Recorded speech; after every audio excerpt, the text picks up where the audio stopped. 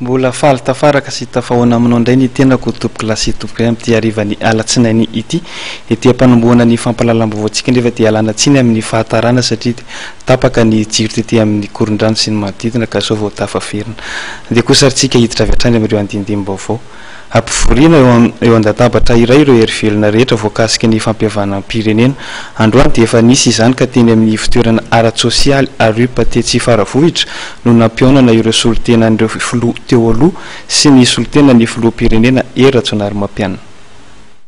Araka ny nambaran'ny FFKM dia ampivoriana eo an-databatra iray ireo hery-velona rehetra voakasika ny fampihavana pirenena.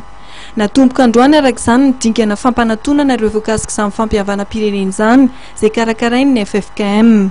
Ny famotoana tetsy amin'ny fitoerana ara-tsosialy arup etsy faravohitra araka izany ireo hery-velona maro samihafa ny solotena ireo filoha efatra sy ny filoha pirenena ankehitriny Andriamatoa Ratsonarima-Pianina. Isan'ny tsikaritra teny toerana ireo solombavam-bahoaka Mapara, Ratsivalaka sy Razavitsiandrofa Jean Brunel izay ny solotena Andriamatoa Andry Rajoelina, Ramisandrazana Montfort ary Simon Pierre ny solotena ny Amiral Didier Ratsiraka, Olgara Malasson sy Randriamandrano-Toianta izay ny solotena ny filoha teo aloha Marc Ravalomanana, ny profesora Jean Marcel sy Rajonar Verpaul izay ny solotena ny profesora Zavy Albert.